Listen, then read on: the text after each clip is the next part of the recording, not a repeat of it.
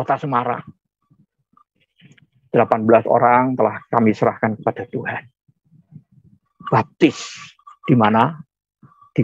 Di laut, saudaraku. Saya pakai Pantai Marina untuk membaptiskan mereka.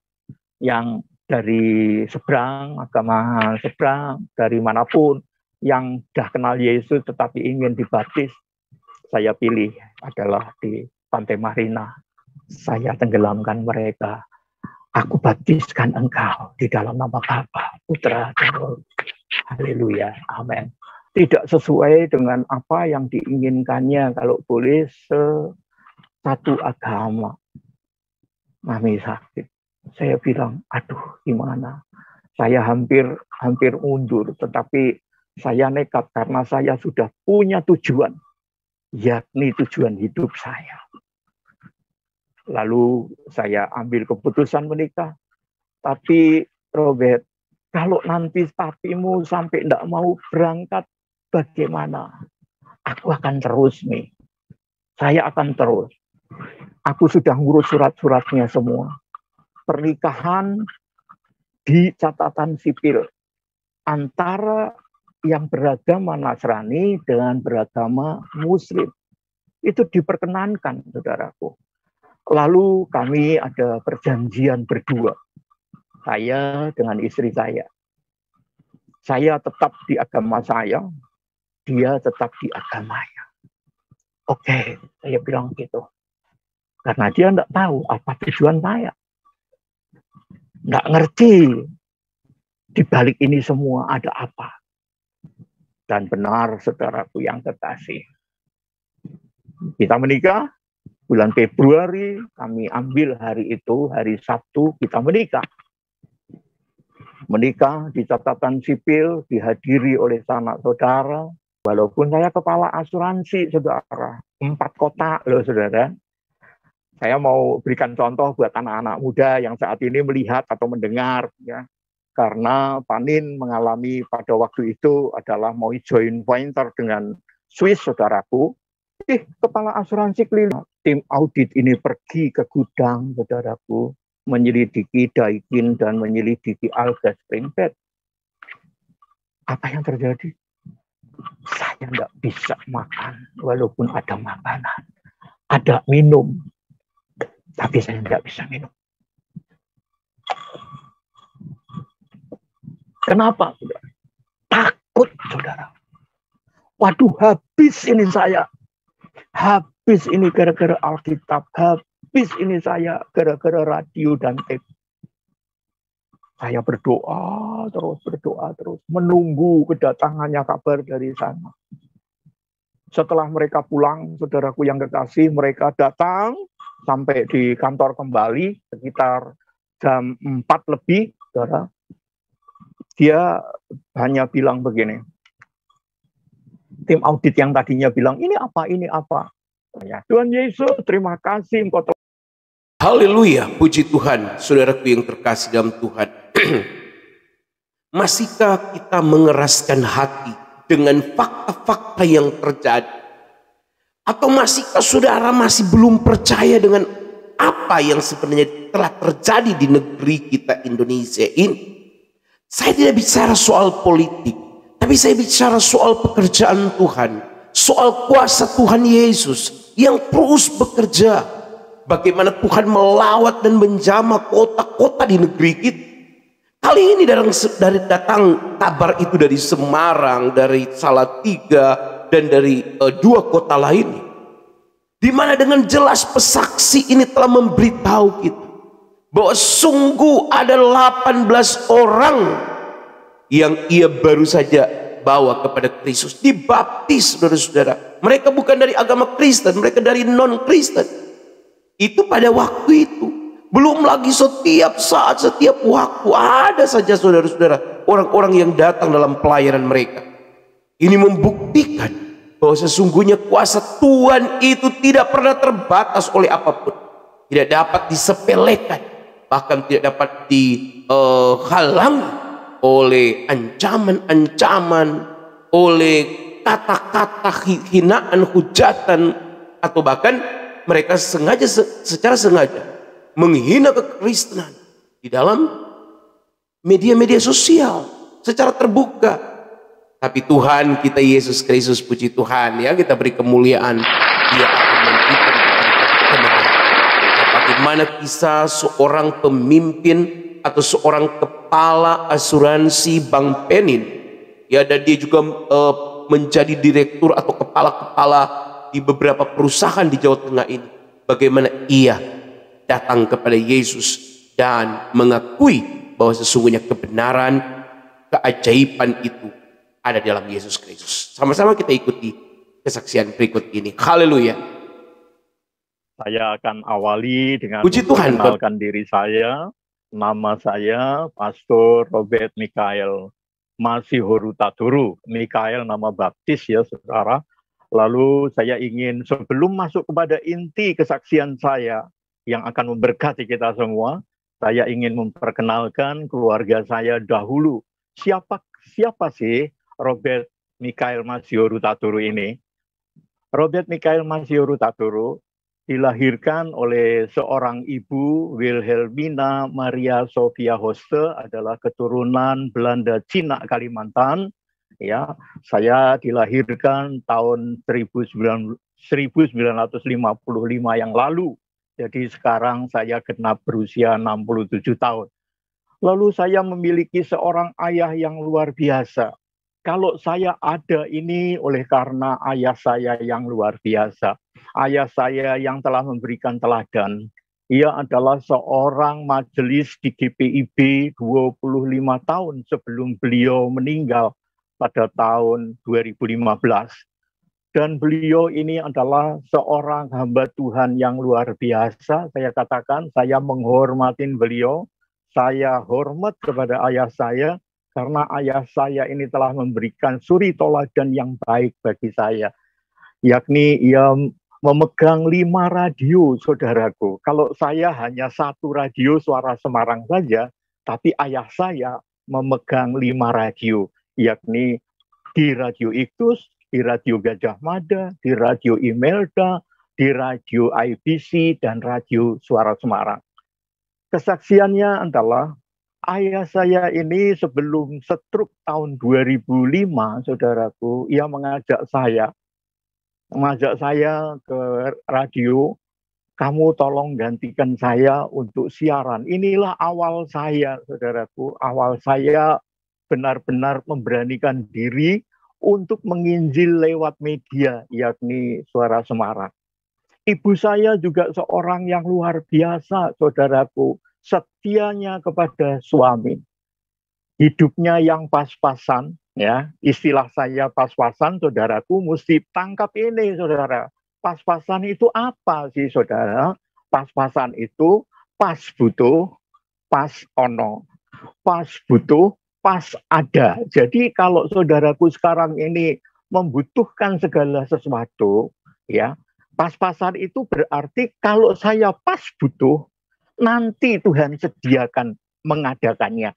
Pas ada, pas ono kalau bahasa Jawanya. Saya memiliki seorang ibu yang luar biasa. Kenapa saya katakan luar biasa? Ia mengayomi 7 anak, saudaraku. 7 anak mulai dari saya, ya, Pastor Robert Mikael Masihoru Taturu, yang sekarang menjadi pastor di GPPK TWS Semarang.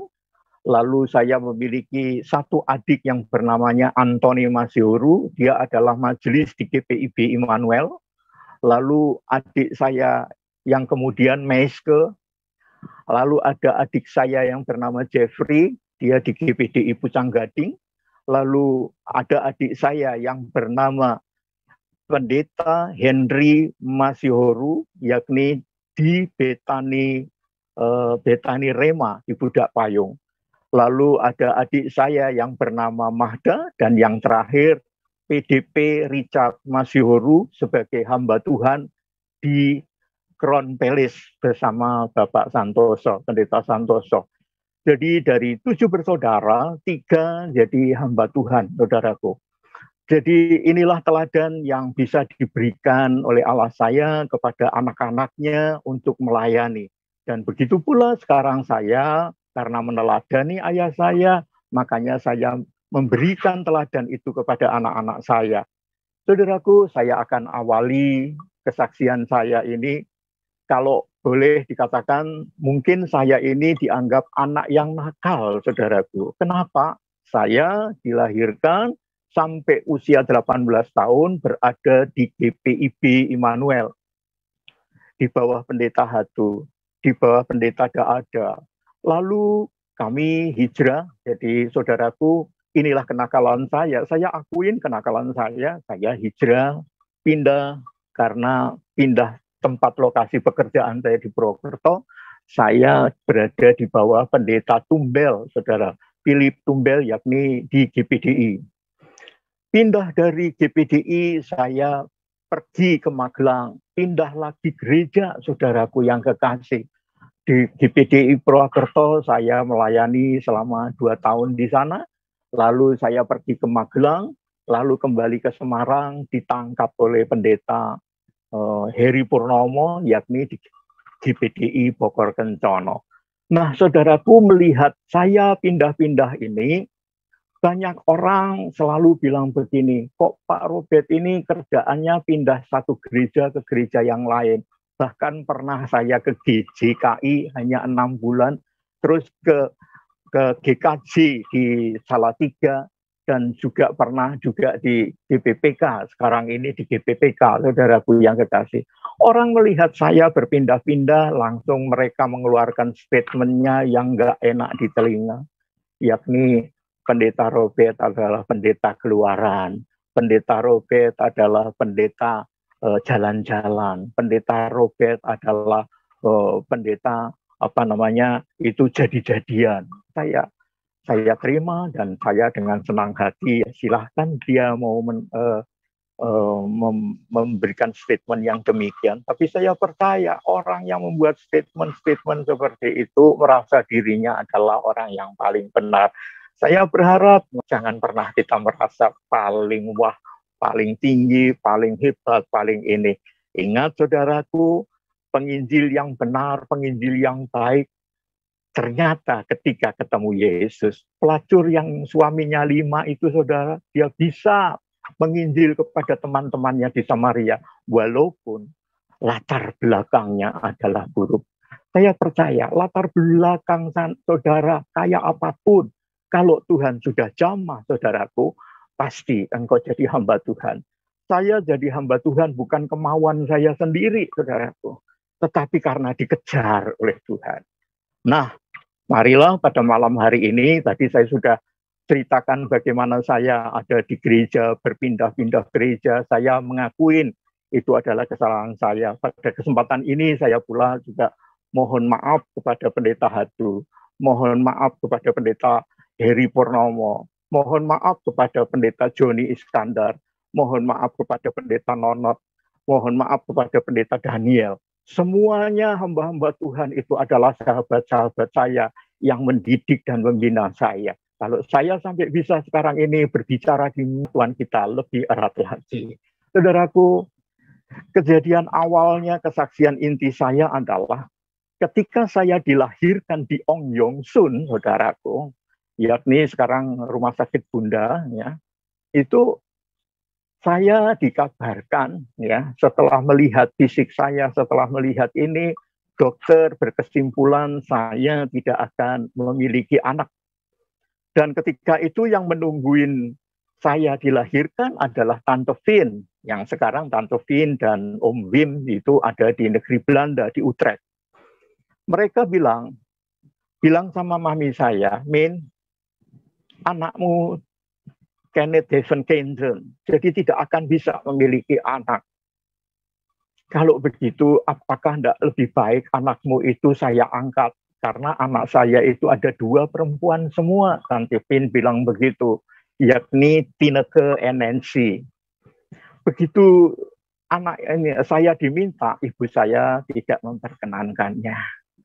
Yang terjadi adalah ketika 12 tahun kemudian, tante saya ini pindah ke negeri Belanda karena Wim Speaker adalah pilot Garuda tadinya, dapat pekerjaan di KLM di negeri Belanda, di Holland. Pindah ke Holland mereka, sekali lagi tante ini meminta saya untuk jadi anak angkatnya untuk disekolahkan di negeri Belanda. Karena tante saya adalah seorang Katolik yang taat, saudaraku. Makanya dia merindukan saya untuk disekolahkan menjadi pastor. Kata-katanya pastor. Dan ini yang luar biasa, saudara. Ternyata kata-kata tante ini sampai hari ini terbukti saya jadi pastor. Kalau di GPPK istilah pendeta itu pastor. Jadi seolah-olah tante saya ini memberikan apa ya saudara? Oh, bukan nubuatan lah. Kalau nubuatan itu para nabi. Dia berkata besok anakmu jadi pastor. Dan ternyata betul, pastor bukan di Katolik, tetapi pastor di GPPK. Yang heran saudaraku yang kekasih, ketika tante ini sudah berangkat sampai ke negeri Belanda, lalu kita seolah-olah putus hubungan, tidak ada hubungan apa-apa. Lalu saya bilang begini sama mami saya, Mi, aku sudah lulus sekolah, sekarang aku mau, kemarin ada pendeta Meiske, sekarang Shalom pendeta Meiske sekarang ada di mana, kemungkinan usianya sekarang sudah 80 tahunan. Beliau waktu itu sempat berbincang-bincang dengan saya, dan saya mengajukan pertanyaan apakah saya diperkenankan untuk sekolah pendeta. Pendeta Meiske kasih alamat, alamatnya itu saudaraku ada di Batu Beji Malang, yakni Sekolah Alkitab Batu. Alamat itu saya pegang, saya bilang sama papi saya, Pi, aku mau sekolah Alkitab di Batu Malang. Papi mami saya nangis karena terus terang saudaraku, papi mami saya itu pas-pasan saudaraku. Pernah pada satu hari anak-anaknya ini satu telur itu saudara dibagi 10 saudaraku. 2 papi, 1 mami, anak-anaknya 7 ini masing-masing 1. Jadi telur 1 itu digoreng lebar supaya bisa dibagi 10. Tapi yang luar biasa saya katakan, mami saya ini seorang istri yang setia, saudaraku. Melihat gaji suaminya yang kecil itu, ia buat makanan, saudaraku. Yang disuruh belanja ya saya, saudara. Belanja ke peterongan, beli bahan-bahannya, nanti pagi-pagi diparut, langsung dibuntel dengan daun, terus paginya diantar lagi ke peterongan. Ya, kalau saudara ingat yang namanya Tante Nelly Umambo, saudara, itu adalah tempat mami titip makanan di sana. Dia di depan gereja Dorcas, saudaraku. Jadi kalau setelah kita buat, mami buat, saya yang jalan untuk menitipkan makanan ini. Nanti malamnya baru saya ambil uangnya dapat berapa. Lalu saya serahkan, mami, ini tadi dari 30, ternyata laku 28, Mi, tinggal 2. Ya sudah, sisanya 2 kamu makan. Saya bilang, puji Tuhan. Tapi rupanya, saudara, ketika saya bilang 2, ada sisa 2, puji Tuhan. Pada suatu hari, saudaraku yang kekasih, yang laku justru hanya 2, saudaraku. Sisanya 28. Saya tidak ngomong puji Tuhan, saya nangis, saudaraku yang kekasih. Bagaimana saya bisa beli bahan-bahan lagi untuk mami saya. Saya sedihnya luar biasa. Apa yang saya lakukan, saudara? 28 makanan yang nggak laku itu, saudara, saya kasihkan sama orang yang minta-minta di pinggir jalan. Lalu saya ngambil tabungan saya dengan diam-diam saya kasihkan ke mami saya. Ini besok buat beli lagi. Saudaraku yang kekasih, mami saya seorang yang luar biasa. Menghidupi anak 7. Tapi apa yang dikatakan oleh orang-orang di luaran benar, saudaraku. Seorang ibu bisa menghidupi 7 anak dengan caranya yang luar biasa. Tetapi belum tentu 7 anak bisa menghidupi seorang ibu. Itu terbukti, saudaraku yang kekasih. Bukti nyata. Makanya kalau engkau seorang anak, ibumu masih, bapakmu masih, kasihanilah dia, hormatilah dia. Saya percaya engkau akan mendapatkan berkat yang luar biasa. Bukankah Ulangan 5 ayat 16 sudah sangat-sangat jelas dikatakan, hormatilah bapak dan ibumu seperti yang diperintahkan Tuhan, supaya lanjut umurmu dan baik keadaanmu di tanah yang diberikan oleh Tuhan kepada kau. Saudaraku yang kekasih, nyata kok saudara. Ini sata, jadi bukan bualan. Ketika engkau menghormati orang tuamu, menyayangi orang tuamu, engkau akan dibuat baik. Baik apanya, saudara? Baik secara kekeluargaanmu, baik kehidupanmu, baik apa saja sekolahmu.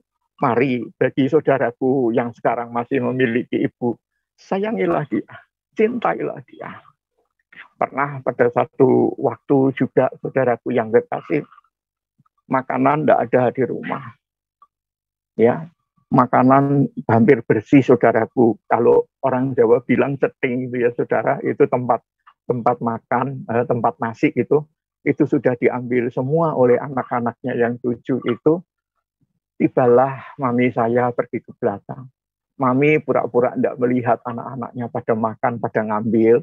Lalu tiba saatnya tinggal intip ya saudara, kalau orang Jawa bilang tinggal intip. Apa yang dilakukan mami saya melihatnya dan ini terkenang betul.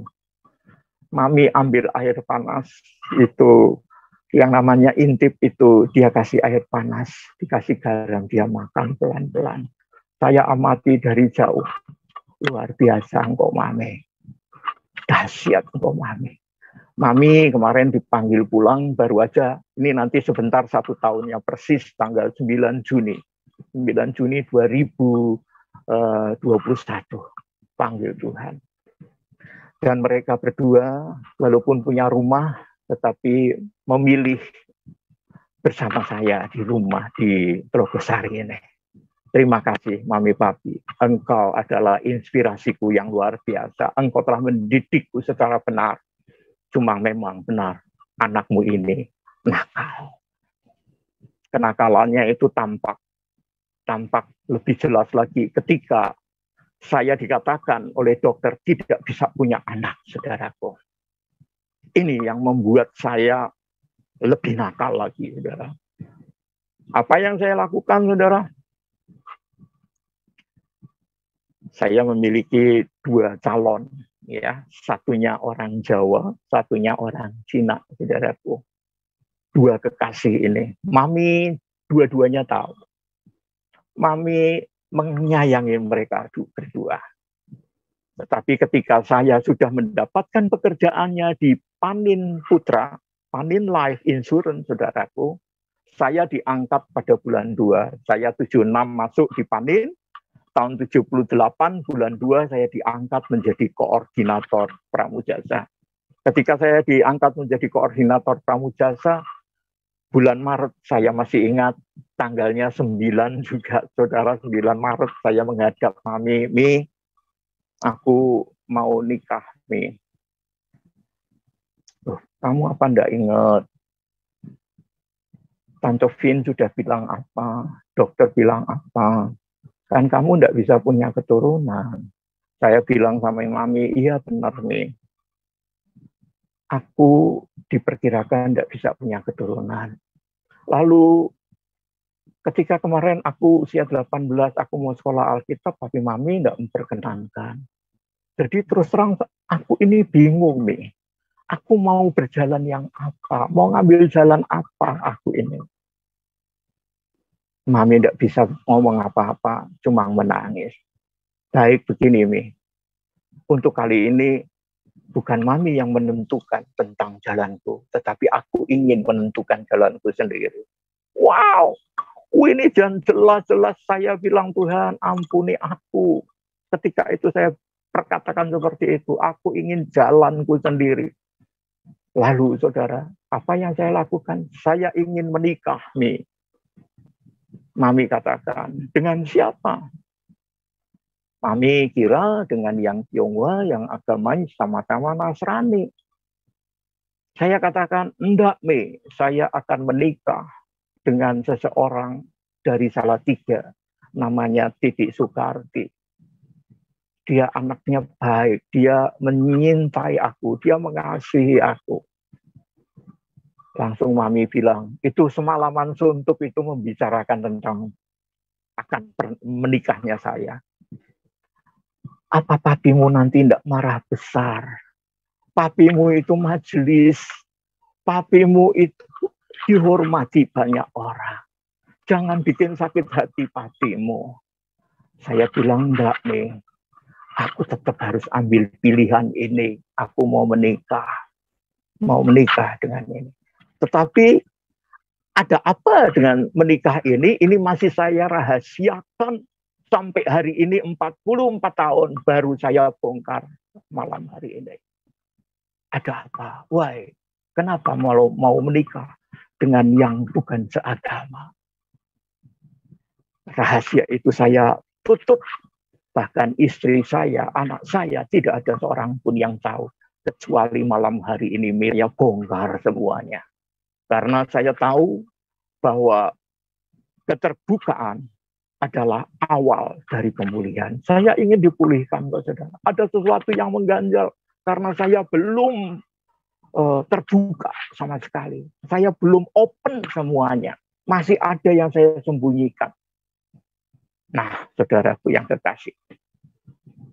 Pada waktu saya bilang saya mau menikah, mami saya itu 1 minggu jatuh sakit, saudaraku. Kenapa?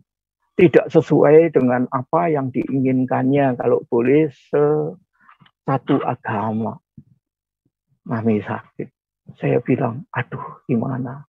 Saya hampir mundur, tetapi saya nekat karena saya sudah punya tujuan, yakni tujuan hidup saya. Lalu saya ambil keputusan menikah. Tapi Robert, kalau nanti papimu sampai tidak mau berangkat, bagaimana? Aku akan terus nih. Saya akan terus. Aku sudah ngurus surat-suratnya semua. Pernikahan di catatan sipil antara yang beragama Nasrani dengan beragama Muslim. Itu diperkenankan, saudaraku. Lalu kami ada perjanjian berdua. Saya dengan istri saya. Saya tetap di agama saya, dia tetap di agamanya. Oke, saya bilang gitu. Karena dia tidak tahu apa tujuan saya. Nggak ngerti di balik ini semua ada apa. Dan benar, saudaraku yang kekasih. Kita menikah bulan Februari, tanggal 21 bulan Juli 1978, kami ambil hari itu, hari Sabtu, kita menikah. Menikah di catatan sipil, dihadiri oleh sanak saudara. Akhirnya, puji Tuhan, papi saya mau berangkat. Terima kasih, papi. Aku juga berangkat bersama-sama dengan keluarga. Tidak dirayakan di gereja, tidak dirayakan di masjid, tetapi sama-sama ambil keputusan di catatan sipil. Pulang dari situ, kami ke Desa Dompon. Desa Dompon itu suruh masih ke sana lagi. Kami ada teman-teman saya yang merayakan, wah, bersuka cita semua, saudaraku. Nah, disinilah pergumulan saya dimulai. Tuhan, aku ini pembicara untuk teman-temanku. Aku ini memberitakan kebenaran firman-Mu. Tetapi saat ini ampuni aku mengambil jalan yang salah. Tahu. Paham, saudaraku. Tetapi inilah yang harus saya lakukan. Apa yang ada di dalam benak saya kala itu? Kenapa saya mau menikah? Ini saya bongkar. 44 tahun yang lalu ada di dalam hati kecil saya. Saya bilang gini, nih, tapi ini tidak saya ucapkan sama mami papi saya. Kalau nanti selama 5 tahun aku menikah dan aku tidak memiliki keturunan, aku ambil langkah seperti Yusuf mau meninggalkan Maria. Aku mau meninggalkan. Dan habis itu aku mau jadi penginjil jalanan. Dia tidak aku ceraikan, hanya aku tinggalkan. Itu tujuan saya. 5 tahun tidak memiliki anak, aku akan tinggalkan dia secara diam-diam. Nek coro Jawa ini ada lagunya itu, Didi Kempot, mundur alon-alon. Itu yang akan saya lakukan. Itulah rencana buruk di dalam pikiran saya. Tetapi apa yang terjadi, saudaraku?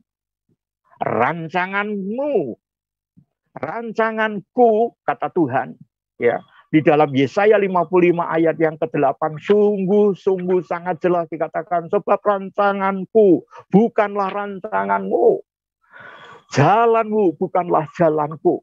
Demikianlah firman Tuhan.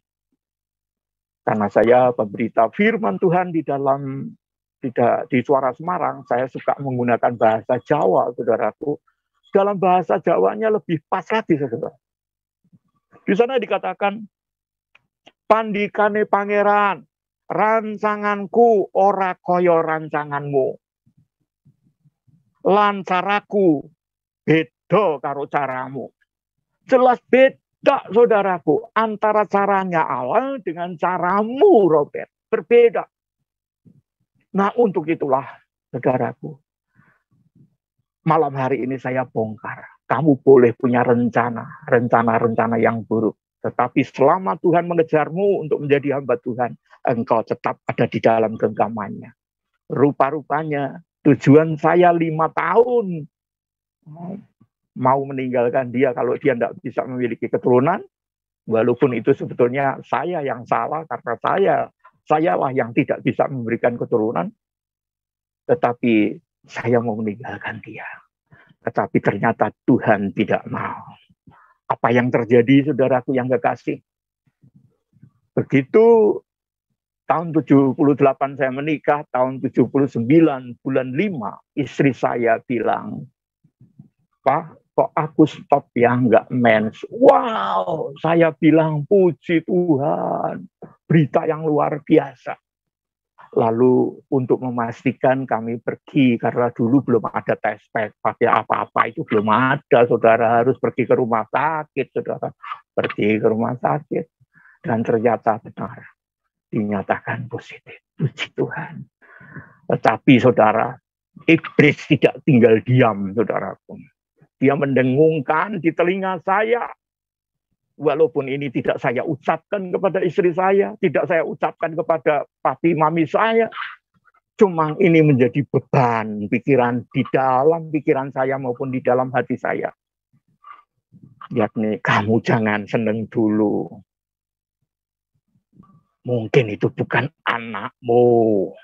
Robert, jangan seneng dulu. Itulah yang ada di dalam benak saya mulai dari kehamilan yang pertama sampai anak itu lahir. Saudara. Susah enggak, saudara? Sedih enggak, saudara? Begitu di tengah-tengah kabar yang menggembirakan, iblis dengungkan, itu bukan anak saya.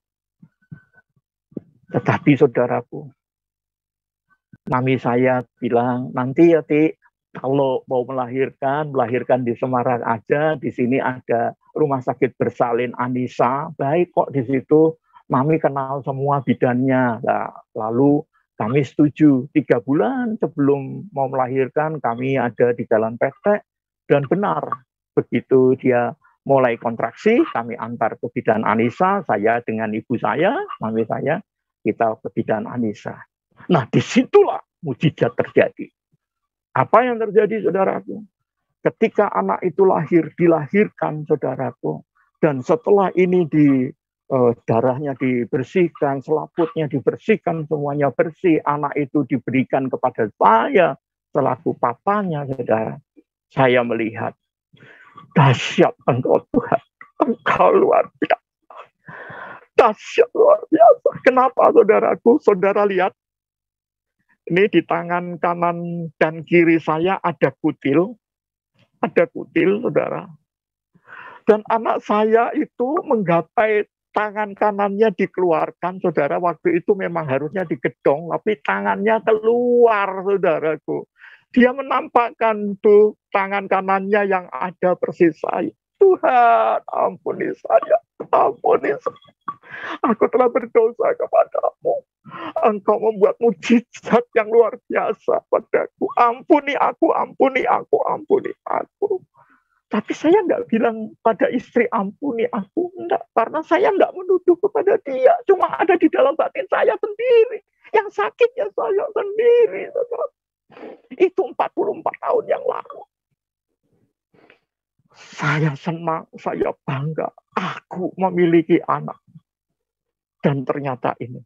Dan yang lebih lagi besok paginya setelah anak ini pipis, saudaraku, digantikan pakaiannya, itu yang lebih meyakinkan saya. Di pantat kanan ada kalau orang Jawa tanda lahir. Itu sama persis dengan tanda lahir yang ada pada saya. Robert, itu anakku. Akulah yang memberikan yang kepadamu. Bukan siapa-siapa. Mulai semenjak itu saya bilang, Tuhan ampuni aku. Engkau dahsyat, engkau luar biasa. Jadi saudaraku, semakin saya mencintai istri saya. Dan ternyata saudara, apa yang saya katakan 5 tahun kalau tidak bisa memiliki anak, aku akan tinggalkan engkau secara diam-diam. Tapi apa yang terjadi? Tuhan ubah itu semua. 5 tahun saya punya anak 4. Wow, luar biasa. Dan semuanya karakter hampir mirip saya. Rambutnya kerasnya, sifat kerasnya, sifat ininya. Semuanya mirip saya. Tuhan, benar, engkau dahsyat. Engkau luar biasa. Nah, itulah kesaksian saya yang dahsyat. Saya simpan 44 tahun yang lalu, saudaraku. Dan kalau boleh saya berdiri di tempat ini. Pada waktu saya dikejar untuk menjadi hamba Tuhan. Tapi mami saya melarang saya. Dengan satu sekolah di SAB. Di SAB, saudara. Anak saya yang ada kutilnya ini, saudaraku. Pada ketika dia lulus, hampir mirip saya. Datang kepada papinya. Datang kepada saya sama mamahnya. Mam, aku mau sekolah Alkitab di Batu Malang. Loh, kok sama seperti apa yang aku ini? Saya mau katakan kepada saudara, kalau Tuhan kejar engkau untuk menjadi hambanya, sampai kemanapun ia akan kejar engkau. Engkau enggak memilih dia, tetapi dialah yang memilih engkau. Untuk itulah saudaraku yang kekasih, kalau sampai hari ini engkau pernah berjanji untuk menjadi hamba Tuhan, pasti sampai kapanpun engkau akan dikejarnya. Demikian pula itulah yang terjadi pada saya. Saudaraku, saya sebagai kepala asuransi 4 kali di 4 daerah, saudaraku. Makanya anak saya kelahirannya beda-beda. Ya, makanya teman-teman saya dulu di asuransi asal pindah kota, bojone meteng katanya gitu. Asal pindah kota, bojone meteng, mesti dia anak siji meneh. Bener. Yang pertama di Semarang, lahir di Semarang. Ketika anak kedua di Purwokerto, lahir di Purwokerto. Di Salatiga, lahir di Salatiga. Saudaraku yang kekasih, itu menandakan Tuhanmu dahsyat, Tuhanmu luar biasa, menyertai engkau dimanapun engkau dibuang, biar menjadi berkat buat banyak orang. Saya mau katakan, mungkin engkau merasa hamba Tuhan kecil, dikecilkan oleh orang. Oh, hamba Tuhan keluaran. Oh, hamba Tuhan jadi-jadian. Biarkan. Kafilah tetap berlalu. Engkau terus pandang Tuhan. Kesaksian besar keduanya adalah saya bekerja dan dipensiun pada usia 45 karena Panin mengalami pada waktu itu adalah mau joint venture dengan Swiss, saudaraku. Langsung ada pengurangan pegawai. Di antaranya saya terkena pensiun muda usia 45. Saya keluar, saya langsung berbuat apa, saudara? Walaupun saya kepala asuransi, saudara. 4 kota, loh, saudara. Saya mau berikan contoh buat anak-anak muda yang saat ini melihat atau mendengar. Ya. Jangan kamu malu, asalkan apa yang kau kerjakan itu halal, apa yang kau kerjakan itu baik, kerjakan dengan tanganmu. Ya, kerjakan dengan tanganmu. Saya ada teman ya bilang gini, Pak, ini ada sikat gigi mirip dengan Manful, tapi bukan Manful, mereknya ADD. Apa Pak Robert mau untuk memasarkannya? Saya lihat, saya pelajari, dan ternyata saya bilang, ya saya mau. Saya kerjakan, saudara. 2 tahun saya kerjakan, ternyata ADD mulai meningkat pemasarannya. Jadi saudara yang tahu sikap ADD, ya pulaannya itu di gang warung, saudara. Saya kelilingan, gitu. Kepala asuransi kelilingan sikat ADD, kok ora isit yo, gitu. Kok enggak malu, gitu. Saya bilang begini, yang paling penting cari uang dan keluargamu makan. Jangan kamu malu menyembunyikan diri, tapi keluargamu tidak makan. Lebih baik kamu keluar, cari makan untuk keluargamu. Dan itu berhasil. 2 tahun persis. Apa yang saya lakukan itu dibeli oleh teman saya. Nah, jadi satu keuntungan, saudaraku. Lalu saya dapat tawaran, Pak, mau enggak kerja di Alga Spring Bed? Nah, disinilah awal luar biasanya. Tuhan tidak pernah meninggalkan engkau, saudaraku. Mungkin hidupmu pas-pasan, pas butuh pas ono, itu artinya pas butuh pas ada, saudaraku. Berdoa seperti itu. Aku ada keperluan besar menikahkan anak-anak, pas ada, entah caranya Tuhan. Jangan kau pernah mengkotak-kotakkan, oh nantinya begini. Cara Tuhan itu luar biasa. Bukan 1001 cara, tapi triliunan cara. Tuhan punya cara untuk memberkati engkau. Kejadian yang kedua, saya diterima di Alga Spring Bed, ya, 12 tahun di sana. Di tengah-tengahnya ada kendala, saudaraku. Di tahun 2005 ini, saudaraku, ada tim audit dari Jakarta. Saya sudah jadi penyiar radio Suara Semarang, saudaraku, walaupun belum pendeta loh. Saya belum pendeta, karena papi saya pensiun, papi saya stroke, langsung saya disuruh menggantikan papi di Radio Suara Semarang. Jadi itu warisan. Radio Suara Semarang itu warisan dari papi saya, bukan kebolehan saya. Saya diperkenankan untuk siaran di Radio Suara Semarang. Tetapi anehnya lagi, saudara, saya kemarin karena usia sudah 65 dan di lutut ada nyeri-nyeri, kalau siaran naik 3 lantai, saudara, saya bilang sama manajemen, tolong kalau boleh tak carikan temen ya yang muda supaya bisa lebih naiknya lebih ini. Apa jawaban dari mereka? Sudah, wes Pak Robert, nggak usah bingung-bingung. Cekelen sak matimu. Dalam bahasa Jawa, cekelen sak matimu itu artinya peganglah radio ini sampai kamu maranatha. Wow, luar biasa. Kemarin saya kena COVID, saudaraku, kena COVID. Ya, masuk di Panti Wiloso 14 hari. Langsung Suara Semarang bilang begini, Pak, sekarang Bapak gini saja. Saya pikir kalau mau disingkirkan ya saudara, mau dipecat gitu ya. Waduh, dipecat meneh. Tadi di panin live di pensiun muda. Apakah ini ya mau di pensiun juga? Ternyata tidak, saudaraku. Mulai sekarang Bapak rekaman dari rumah, langsung nanti kami edit di studio dan Minggu pagi kami siarkan. Wow, luar biasa. Saya sudah tidak usah lagi naik dari lantai 1 sampai lantai 3 baru siaran. Enggak. Dari Semarang, dari kota bawah sampai ke kota atas. Enggak perlu itu dilakukan. Jadi saya siarannya cuma di rumah saja. Siaran ini, rekaman ini kami kirimkan lewat WA, lewat email, dan dari sana direkam langsung disiarkan ke Suara Semarang.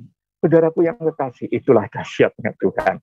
Lalu apa yang terjadi? Di tahun 2005 itu, saudaraku, ketika papi pensiun, papi sudah tidak bisa apa-apa karena stroke. Ya, meninggalnya 2015, berarti 10 tahun saya menggendong papi. Ketahui, saudara, mungkin banyak orang dari GPIB juga, dari GPI juga, bahkan GPPK juga pernah lihat saya, ya, gendong-gendong papi. Papi mintanya ke GPIB, tak antar ke GPIB, lalu saya ibadah di GPPK, saya ibadah di GPI, saya ibadah di lain tempat. Saudaraku yang kekasih, itu saya lakukan, saya gendong. sampai papi meninggal 2015.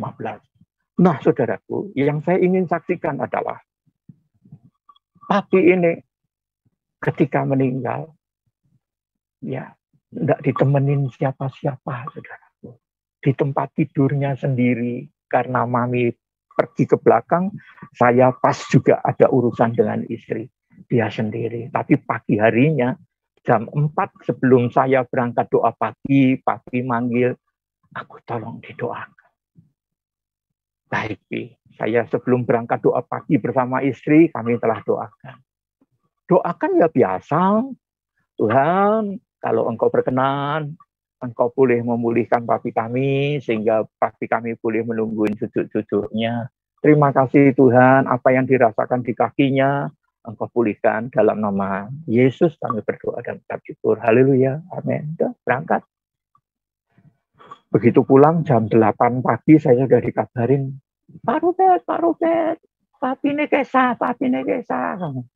Nah, kalau kesah itu bahasa Jawa kan, oh papinya pergi, oh pergi kemana? Saya bilang gitu, jalan aja enggak bisa. Jebule kesah artinya pulang ke rahmatullah, saudaraku. Dan saya bilang, karena waktu itu matanya masih terbuka, saya bilang, Pi, sudah, aku juga merelakan papi. Udah tutup, saya tutup pelan-pelan, akhirnya tutup. Terima kasih Tuhan, 2015, Engkau telah menjadi hamba Tuhan yang luar biasa. 25 tahun Engkau telah menjadi majelis. Selama ini Engkau telah memberikan teladan yang baik, yakni dengan memegang radio, menyiarkan radio, walaupun tanpa bayaran. Saya bilang, aku mencontohmu sekarang. Aku meneladani apa yang Engkau lakukan. Saudaraku yang kekasih, tahun 2015, tim audit datang dari Jakarta. Entah apa, entah dengar kabar apa, tim audit dari Jakarta datang ke Semarang, langsung sidak, saudara. Berarti sendiri, kalau tim audit pasti wajahnya serem-serem ya, saudara ya. 4 orang ini serem semua, saudara. 2 orang ada di bawah, di Daikin. Ya, kami, Daikin dan Alga itu satu atap, 2 di bawah di Daikin, 2 di atas di Alga. Ketika dia melihat apa yang ada di meja saya, saudaraku, di situ ada Alkitab, di situ ada konkordan, di situ ada radio dan tape, saudaraku, untuk merekam, saudaraku. Langsung dia berkata, ini apa? Oh, ini Alkitab, Pak. Saya pikir kalau dia bukan orang percaya, saudara. Oh, ini Alkitab, Pak. Jadi apa? Ini konkordan, Pak. Untuk apa? Saya buka, karena saya ini penyiar radio suara Semarang. Saya siaran, saya mempersiapkan. Kalau gini kan mengganggu pekerjaan. Oh, enggak, Pak. Saya telah melakukan pekerjaan saya dengan baik, dan ini saya menyiapkan ini, karena ini hari Jumat. Waktu itu harinya hari Jumat, saudaraku. Saya ingat betul peristiwa itu. Harinya Jumat, di Vita Kompi seperti itu. Ya sudah, begini aja. Kamu tetap di sini. Saya mau pergi ke gudang kamu. Gudang saya ada di Jalan Industri 14, saudara. Selama tim audit ini pergi ke gudang, saudaraku, menyelidiki Daikin dan menyelidiki Alga Springbed, apa yang terjadi? Saya tidak bisa makan, walaupun ada makanan, ada minum, tapi saya tidak bisa minum. Kenapa, saudara? Takut, saudara. Waduh, habis ini saya. Habis ini gara-gara Alkitab. Habis ini saya gara-gara radio dan tape. Saya berdoa terus. Menunggu kedatangannya kabar dari sana. Setelah mereka pulang, saudaraku yang kekasih, mereka datang sampai di kantor kembali sekitar jam 4 lebih, saudara. Dia hanya bilang begini. Tim audit yang tadinya bilang, ini apa? Namanya Pak Herman Saguna. Biar aja saya sebut supaya mengerti kalau dia menonton, jadi bisa cross-check kesaksian saya. Langsung dia bilang, apa ini, apa itu. Tolong nanti setelah pulang, kamu ikut saya. Saya mikir lagi dong, saudara. Apa ini? Ikut kemana, saudaraku? Ya tim audit malah saya suruh ikut. Saya begini lagi, saudara. Sudah pulang, apakah ini ada sangkut pautnya dengan dia merekap apa yang ada di gudang atau apa. Terus dia kopernya ada di atas, dia bawa. Jam pulang 5 kita turun. Begitu kita turun sama-sama, saudara. Ini tolong masukin ke mobil kamu dulu. Loh, Pak, saya enggak punya mobil. Masa kepala marketing Alga se-Jawa Tengah enggak ada mobil? Gimana kamu bisa dihargai sebagai marketing? Dia malah marah, saudara. Ya itu kenyataan, Pak. Saya enggak dibawain mobil. Ada mobil, ya. Itu pickup satu-satunya. Itu harus kalau saya setelah keliling itu tetap harus pulang ke kantor, Pak. Enggak boleh dibawa pulang. Oh begitu. Ya nanti kami laporkan ke pusat. Ya itu kenyataan loh, Pak. Saya enggak menambah-nambahi. Saya enggak bawa mobil. Saya enggak punya mobil. Saya punyanya hanya Honda ini. Ya sudah, enggak apa-apa. Ya sudah, kita pulang ke rumah Pak Robert dulu. Nanti kita izin sama istri. Pak Robert mau saya ajak jalan-jalan. Saya masih bertanda tanya. Di samping saya mandi itu, di dalam hati saya ini ada gejolak. Napa ini? Padahal tahun 2005 itu papi saya kena stroke, saudara. Jadi 2005 ini diaudit. Apakah saya harus berhenti di 2005? Padahal saya sudah punya statement kepada Tuhan. Tuhan, kalau pemanggilan yang pertama pada waktu aku usia 18 tahun untuk sekolah di Alkitab SAB Batu, tapi mami saya tidak memperkenankan. Tetapi bukankah anakku yang pertama, yang ada kutilnya itu, telah berangkat menjadi buah sulungku, Tuhan? Tolong ampuni aku kalau aku ada kesalahan. Apakah engkau akan memberhentikan aku di tahun 2005? Itu yang menjadi pergumulan saya. Lalu saya buat statement di sana. Buat statement kali itu. Tuhan, baik.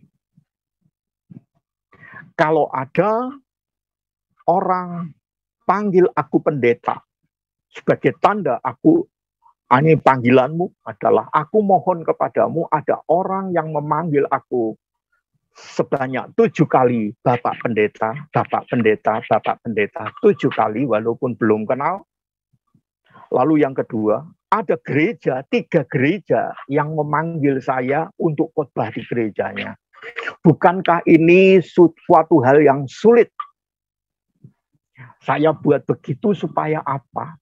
Kalau benar Tuhan memanggil aku, pasti ini kecil bagi Tuhan.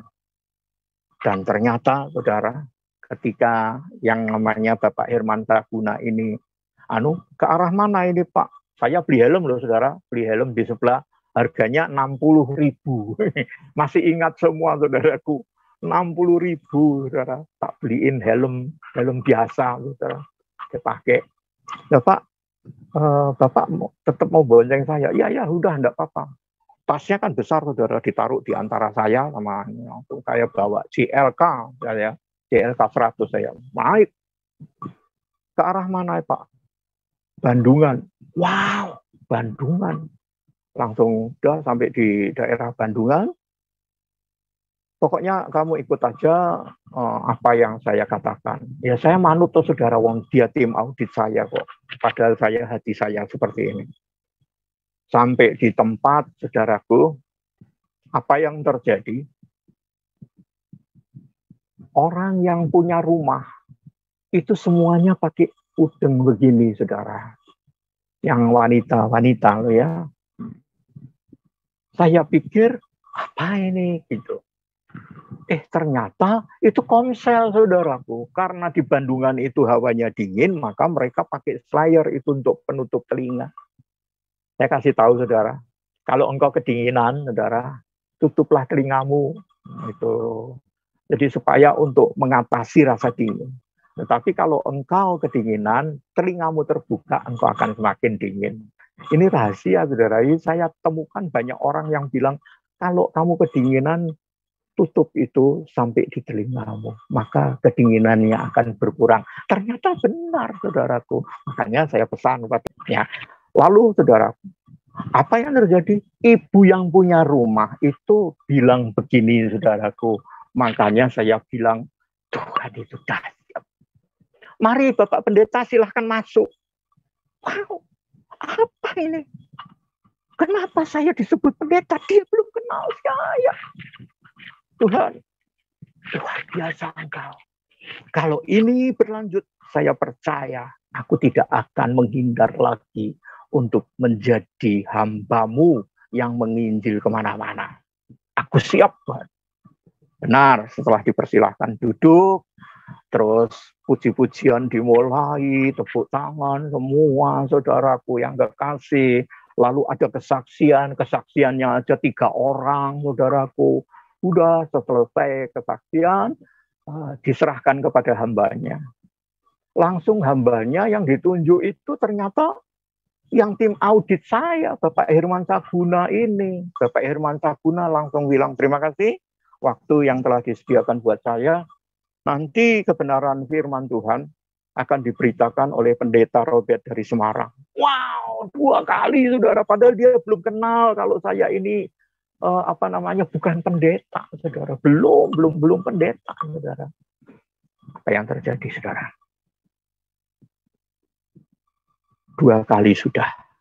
Kalimat yang saya katakan, Tuhan, kalau ada 7 kali orang panggil saya Bapak Pendeta, kalau ada 3 gereja yang memanggil saya untuk khotbah di gerejanya, itu berarti panggilanku genap, panggilanku penuh. Berarti benar, Engkau telah memilih aku. Makanya kepada teman-teman semua yang bilang saya pada waktu itu, pendeta jadi-jadian, Cino Ireng ya. Saya sering dikatakan Cino Ireng, Tionghoa hitam. Pendeta jadi-jadian, pendeta keluaran, tolong jangan kenakan kepada yang lain lah. Ya saudara, jangan engkau menghakimi supaya engkau tidak dihakimi. Itulah saudara pesan saya. Akurlah, saya percaya masing-masing orang itu dipakai Tuhan dengan caranya. Ya, cara saudara dengan cara saya berbeda-beda. Kalau saya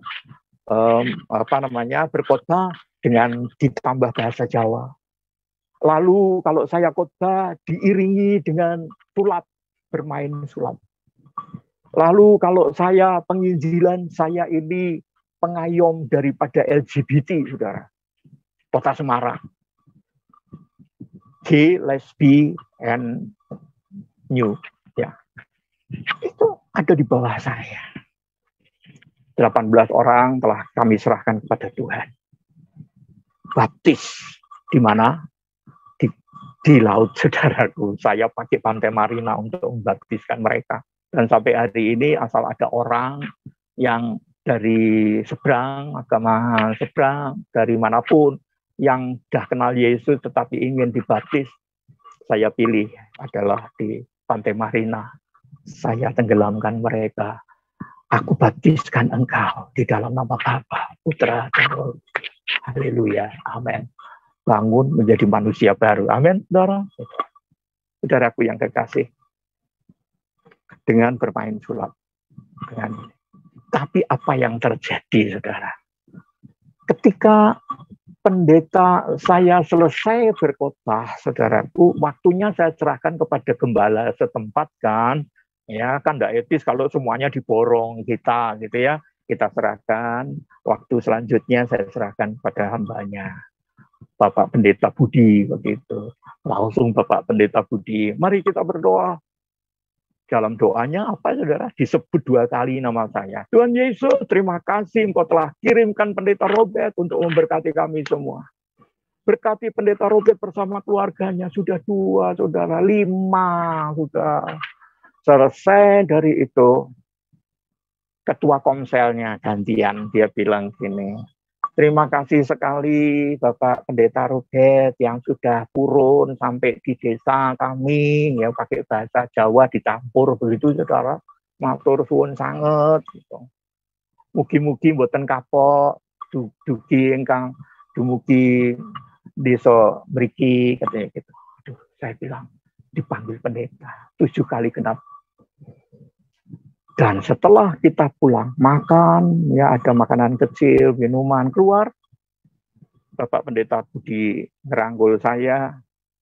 Bapak-bapak, ibu-ibu, setuju ya kalau besok Minggu, ini kan Jumat nih, besok Minggu kita akan dilayani oleh Bapak Pendeta Robert. Setuju? Setuju. Gitu, seperti itu, saudara. Ya, yang ngomong gembalanya kok. Coba kalau yang ngomong itu orang-orang yang belum dikenal. Kalau nanti besok Bapak Pendeta Robert setuju, lihat siapa yang ngomong. Kalau yang ngomong gembalanya ya otomatis ya saudara, domba-dombanya ikut dong. Karena domba itu mengenal suara gembala. Amin. Nah, setelah itu saudara, saya siap. Saya berangkat pagi.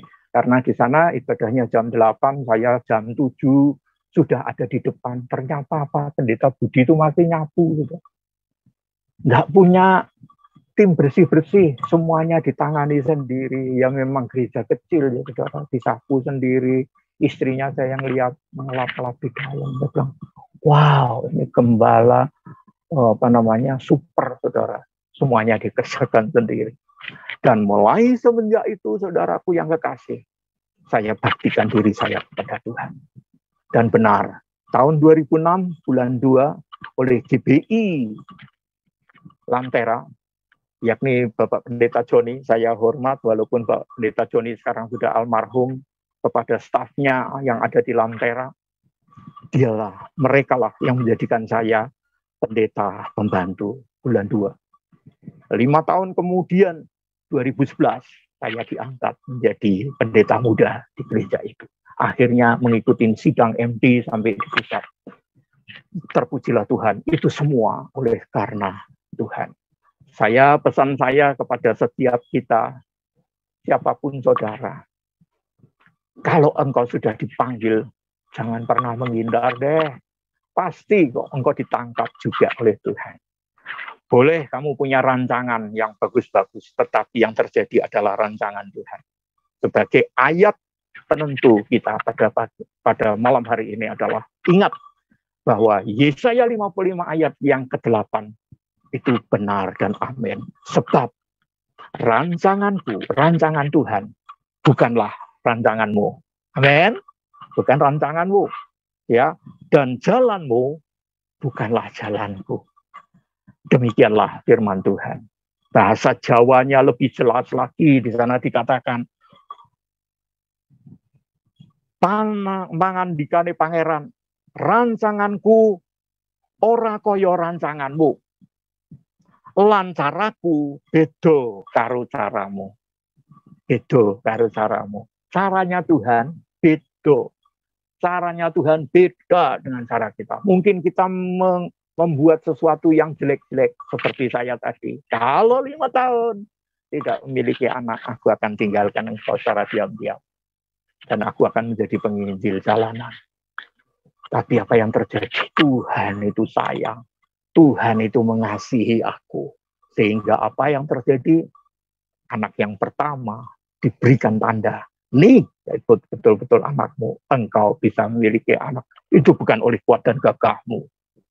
Dan yang lebih lagi, saudara, ketika saya sudah memiliki anak, Tante Vin dan Nancy, Tineke tidak ikut, Om Bim juga tidak ikut, pergi ke Semarang, dia bilang,